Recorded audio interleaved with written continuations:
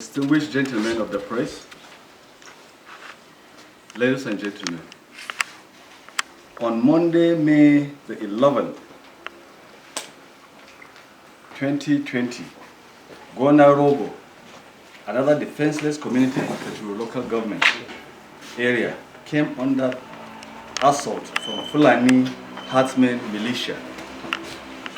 The following day, the attackers extended their murderous expedition to Bakin Kogi, where residents had fled the town. They burned down the town and launched another assault on another village, Idanu. In the early hours of Wednesday, the murderous gang of terrorists moved to Makeli, where several persons were killed. In Agwala village, an old lady was mercilessly hacked to death.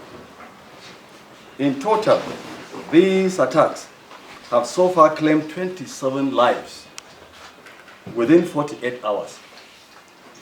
While the injured have been taken to various medical facilities for attention, Efele, Ungwamodi, and Ungwarana villages were also attacked and hundreds of residents displaced.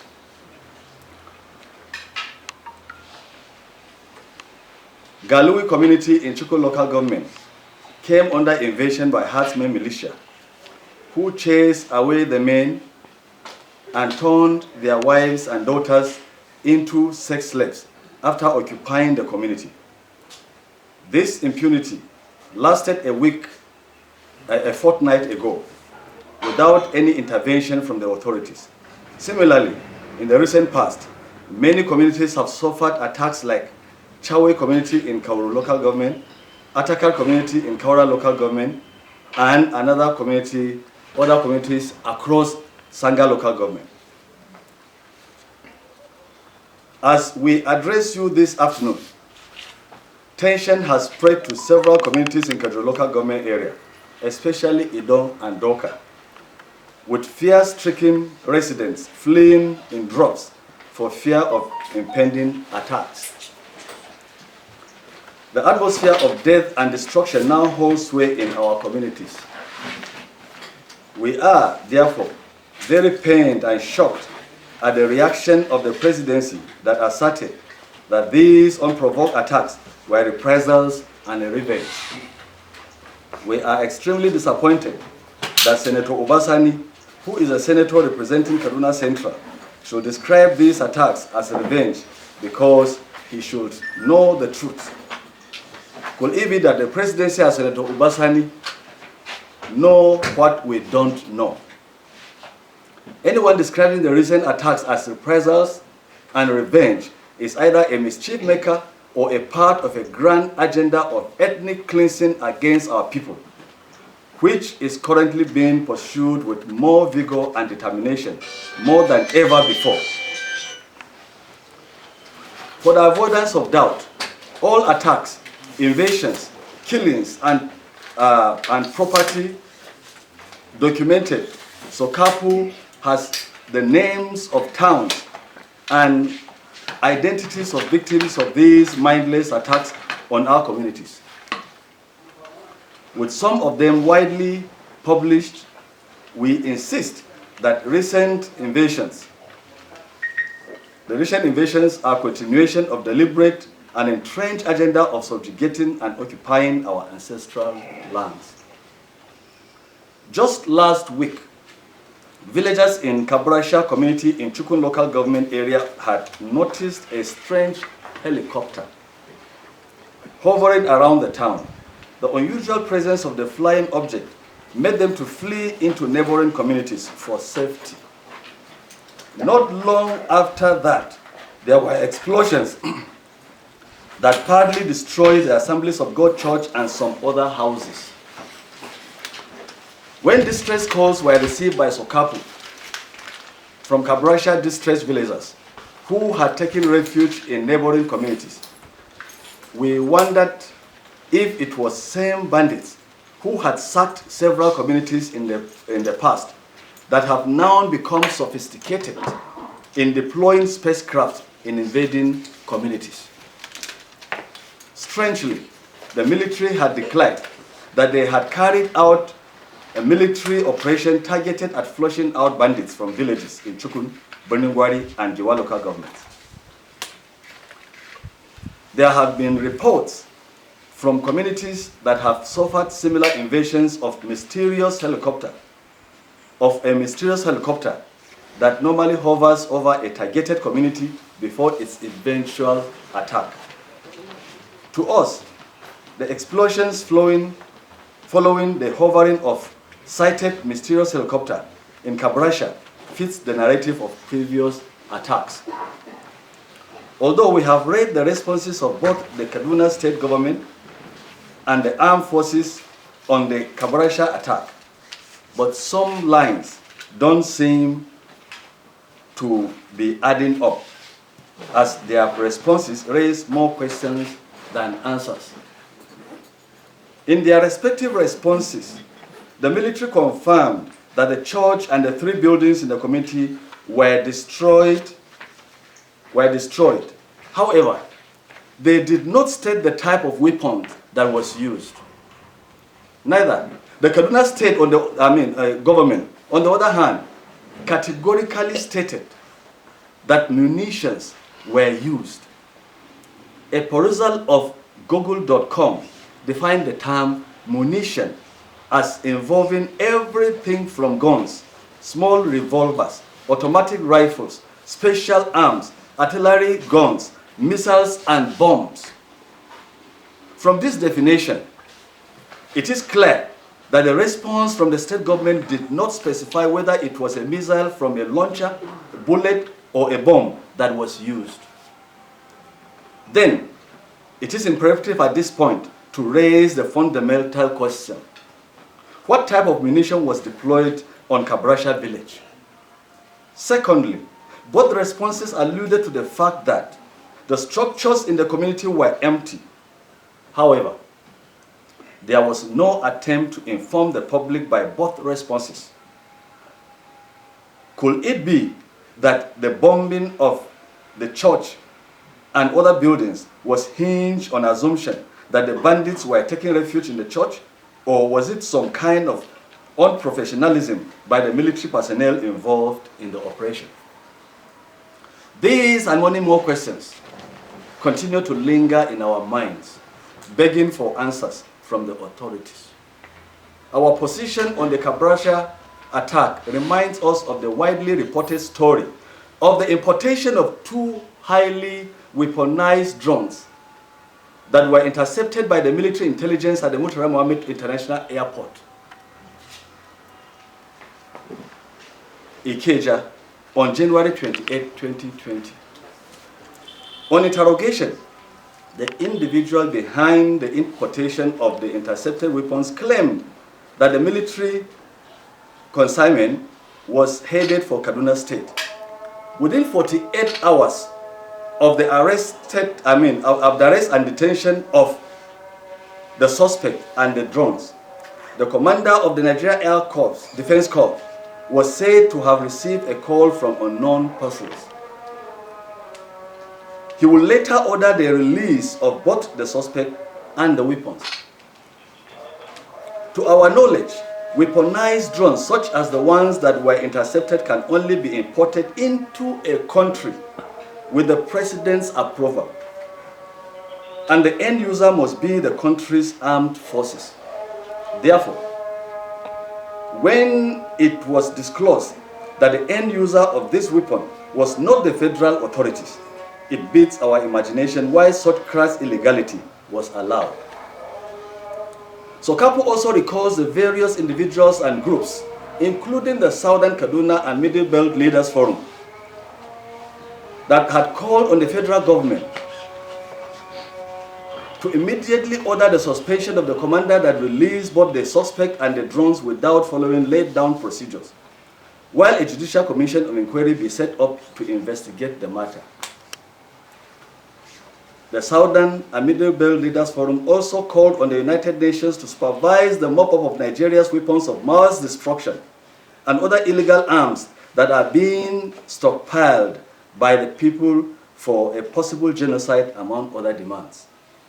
Up till now, SOKAPU is not aware of any commission of inquiry that was set up by the federal government to investigate this matter.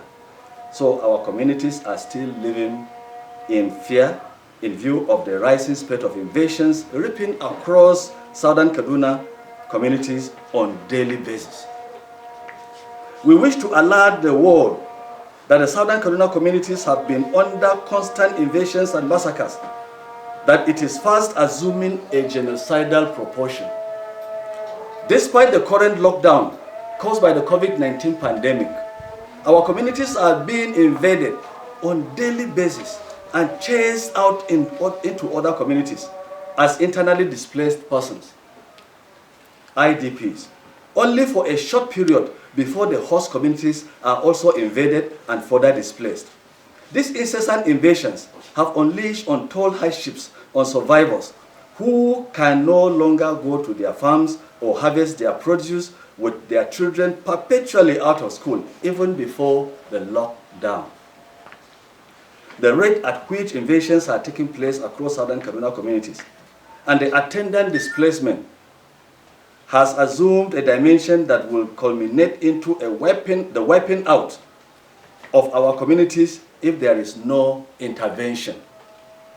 The ongoing attacks on our communities point to the very fact that there is a deliberate ethnic cleansing ripping across southern Kaduna communities, which the authorities have turned a blind eye to. Our demands. In view of the above, SOKAPU wishes to demand the following.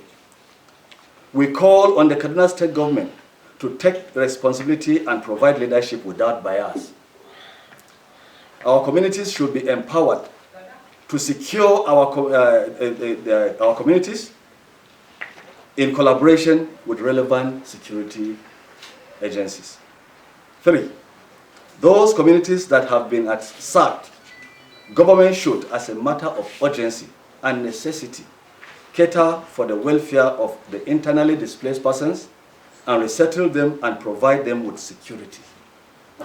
We call on men and women of goodwill and women of good conscience, non-governmental organizations, civil society groups, faith-based organizations, and the international community to come to our rescue by beaming their searchlight on the ethnic cleansing taking place in southern Kaduna. Thank you for your attention.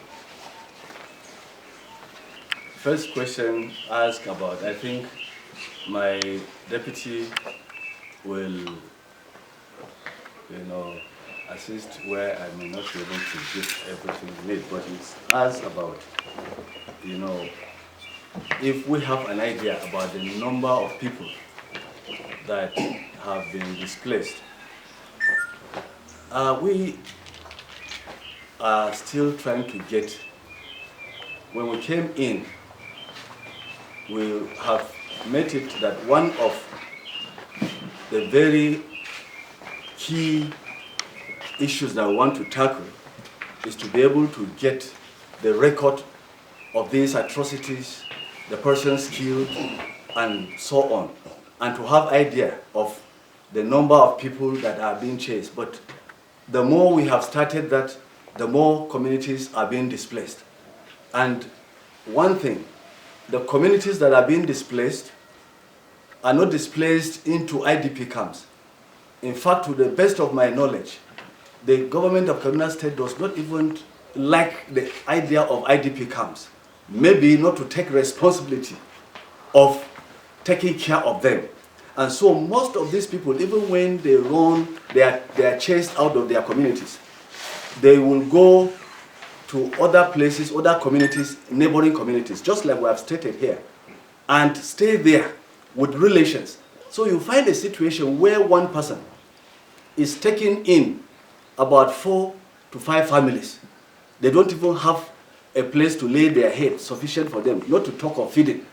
And that is why in SOKAPU, when we made the appeal during this COVID-19, it was not only for people that are suffering shortages because of the lockdown, but we also reach out to people that are internally displaced, that we know even before the lockdown, they were having shortages. They were in need of support, and that support was never coming from government. And so we cannot have a clear idea of the number of people that have been displaced because they are not in one camp, and they are not, most of them are not in a camp, but they are squatting in very dehumanizing conditions with other people. Yes. And if I may add, on the number of internally displaced persons in Kajuru or in Adara community, actually the number will not be very, very clear to most people because of one reason, which he has already stated. Honestly, our people don't, have the culture of just sitting down somewhere and waiting for, handouts. That culture is not there. So once people are displaced, they immediately find somewhere to go. But we can have an idea by the number of villages that are still unoccupied now. As the last count during the peak of the crisis last year, we had more than 12,000. After that, because of actual attacks or threats of attacks, a lot of people are relocated to where they would have not wanted to be, if not for the fear of attacks. And then plus the actual attacks that have taken place in Kujeni, Maro, and other places like that. So this year we have had more than another 2,000 being displaced. The one that is going on right now at the Idon Machali Doka axis, we will have close to 1,000 people, but the tally is not yet out. People are still moving, and the threats are being issued to remote villages. So once they hear the threats, knowing fully well that even when the attacks occur, nobody is coming to their aid, it is safer for them to relocate even before the attacks come. So it is actually difficult for us because some of them even leave their villages without our knowledge. So it is actually difficult for us to know. But there are so many people that are no longer where they are supposed to be and where they can earn a living. So by your estimation, you're estimating maybe 15,000? Yes. That is, if we add the peak, because those from the peak last year up to now, nothing has been done to anybody, and they are just trying to still fend for themselves wherever they can. Some have ventured to go back, but they are also living in fear. Any small thing, you see them trooping out again. So that has become, the recurring decimal. So we can assume, at least on the conservative side, 15,000. And again, just to add to that, if you remember, sometimes in January, we had taken some of you to a displaced persons camp in Ngwambije, behind Goningora. Those communities, there were several communities, numbering over 10, that were chased out. And they went to those areas. And some of them went to Buruku. In fact, those that went to Buruku, there were more than 6,000. And at the end of the day, you will see them there. They have gone to other neighboring communities, and some of those communities have also been invaded since that time. And let me just give you an example. Galui community. The bandits went there and chased out all the men and left the women and their daughters. And the bandits now settled there for 1 week. The women were cooking for them. They turned those little girls and the women into sex slaves. And they stayed there with no help coming from anywhere. Nobody asking what is happening. In 21st century Nigeria, it sounds like fairy tale, but it is the reality of what is happening in our communities. And they stayed there for 1 week. Now, because we've been communicating, that most of them have left. But that is the kind of situation that the communities are subject to. Now to the next question, somebody asked, what could have instigated these attacks? We wish we knew. But none of these communities has had any disagreement with anybody. Each time there is such an attack, what we hear is that, oh, it is either unknown gunmen or it is bandits attack. Bandits are just some group of criminals. Now, but bandits, when they attack, they are like thieves. They want to steal. But it goes beyond that. When these attacks come, they kill children, They go when the community is not prepared, like the last attack, they went there around 11:30 p.m. If you look at the dead bodies, most of them were killed. You see them on the mattresses. They were hacked to death. A 3-month-old baby sleeping with his mother. A bullet pierced through the mother and pierced through the head of the baby. They had to operate to remove the bullet from the 3-month-old baby, and the mother died.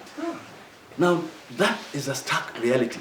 So when people say it is clashes between farmers and herders, that is what the narrative I've had. It is invasions of communities. No farmer has gone to farm by 11:30 or by 1 o'clock. No herder is having cattle that is rearing by 11:30 or by 1 a.m. It is a group of militia terrorists that go to a community that is sleeping and hacks down people at night, and the government always, every time, turns their eye the other way, plays the ostrich, or brings some narrative, and which the media has also taken, that, oh, it is farmers herders clash. No. So what causes this? In our thinking, it is a land that is being taken over, because most of these communities, people can no longer go back to those areas, and there is no effort whatsoever. Like the Atakar community, Zangan, we just went there and distributed relief materials on Saturday, last Saturday. We were in that place. The entire district has been displaced, and the Fulani that have displaced them have taken over the place. In a country where there is law and order, there must be authorities that will ask the question. You are staying in your house and somebody comes and ejects you out illegally, and then somebody must ask what is going on, but nobody is asking. They are there with their children, and those that have been displaced cannot go to farm. Their children are out of school. They cannot go to harvest, and we know the obvious and the ultimate consequences: hunger, disease, illiteracy, name them. Now, we talk about ethnic cleansing. Well, I've answered that one. It's to change the demographics. Like I said, the invaders are gradually occupying the lands of the people they have invaded. And somebody asked the question here, the herdsmen, what has previous administrations done? Yes, indeed. These attacks have not started today. But if you remember what we just read today, that we see an entrenched agenda of changing of demographics, of taking over lands of ethnic nationalities by Fulani all across the country, not only in Southern Kaduna, but Southern Kaduna happened to have come under this severe force of these occupation forces. And why is that attacks escalating? If somebody is working on an agenda with an ambition to take over your land, then the attacks will have to escalate. Once he has succeeded here, unchallenged, he moves to the next. And that is why we have decided to tell the international community and Nigerians that this is what is happening. When we mention Fulani, we have gathered our evidence. After every attack, if you get to the community, the member of that community will tell you that it is the Fulani people that have attacked the community. But oftentimes, it is not the local Fulanis that do the attack. But there are criminal elements that collude with the Fulanis that come from wherever they come, from outside, whether in the name of bandits or in the name of herdsmen or whatever they are called. They then collude with the criminal elements within the community Fulanis and perpetrate these crimes. And so, we know it is Fulanis because most of these communities, the Fulanis have taken over those communities. And most of those communities that have been taken over, there is no effort to eject them, like I've said earlier, and they are still in those communities. And to a large extent, like in Sanga local government, there is an area that we call forest reserved by government. Forest reserve, where the government has carved out a section that they made it a forest reserve. But to our greatest surprise, most of those forest reserves now, some lie in Sanga, some lie in Jama'ah site. The ones in Jama'ah site right now have been marked that they are settlements of Fulanis. The same thing, similar to the Ruga thing that we have been talking about, the settlement of the Ruga all over the nation. Now, that means that it is not only by invasion that these Fulanis are taking over these communities, but it is also by some kind of design by government, using the instrumentality of government, that these people are allowed to settle in areas that do not belong to them. Because Fulanis from places that you have never known are trooping in with their cattle to settle in lands that don't belong to them. Issue. I think a classical example is what is happening in the communities that are neighboring Laduga Grazing Reserve. What is happening there is very, very pathetic.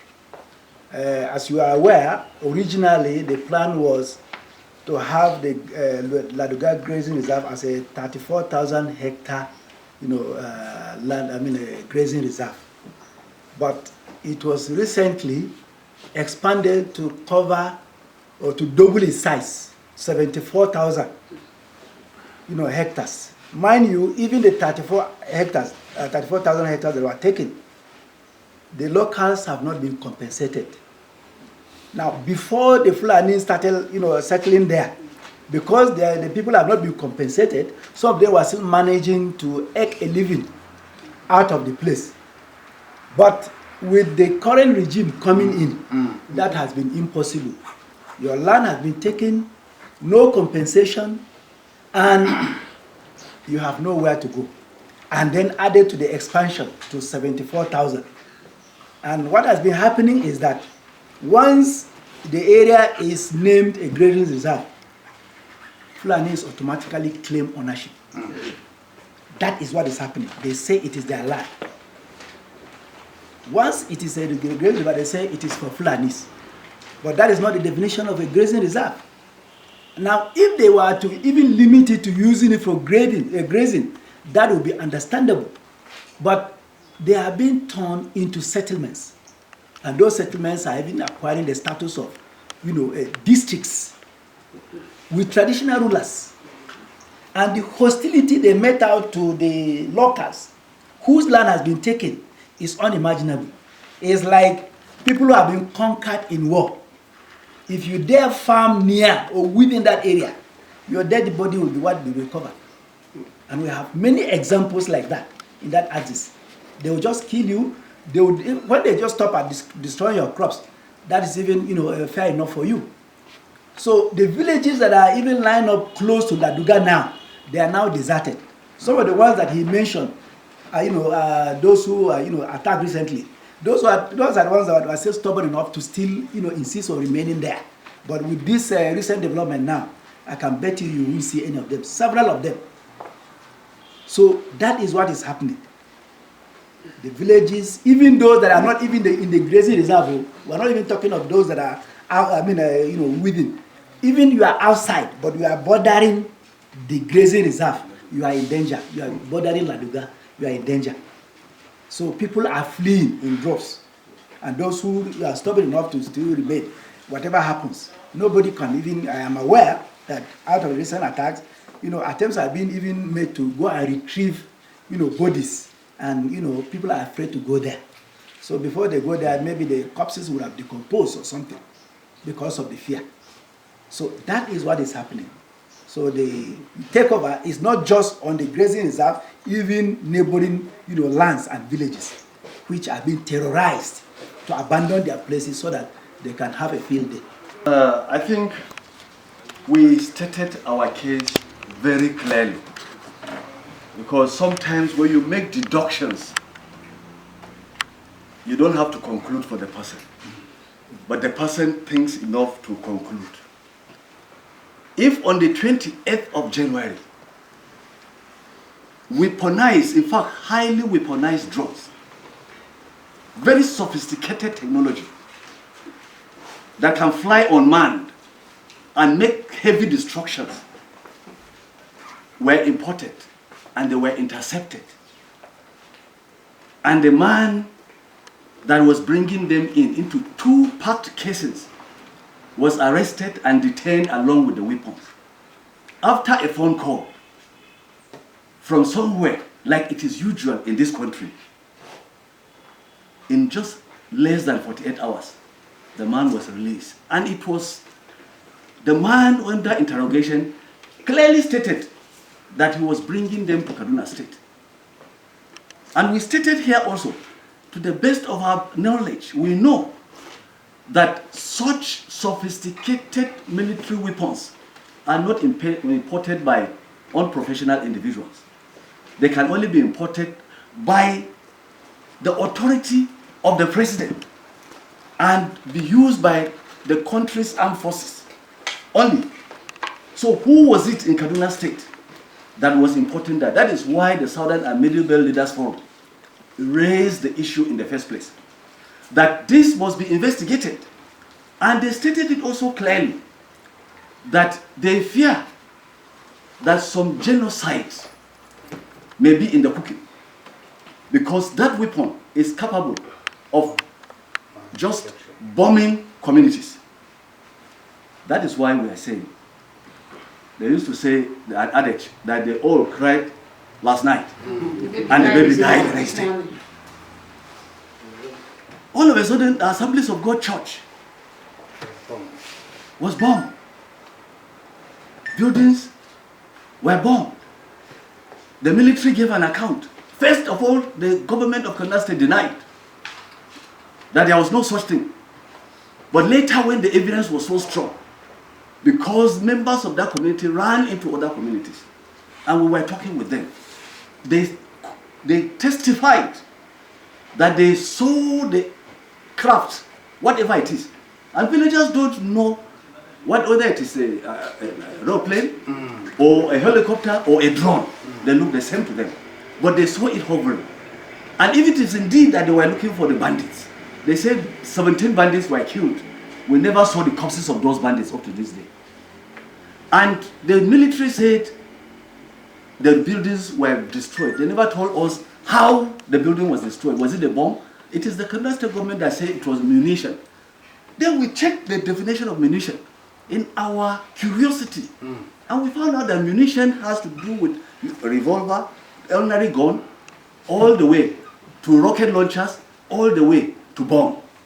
Then we say, well, was it a kind of trying to play with words so that we don't understand what happened? If it is a bomb, was it, how come that nobody was there? Did they thought that the bandits were hiding in those places? Or they don't know where the bandits are? Or the personnel were not professional enough to know where they would drop that bomb? Or was it a kind of a gun? They never clarified issues. And that is why we are now trying to make the connection between the drone that the Southern and Middle Belt Forum, the Leaders Forum, had earlier complained about and cried out before the international community and said they should set a committee to investigate. And nothing was done up to this very day. We are beginning to see it.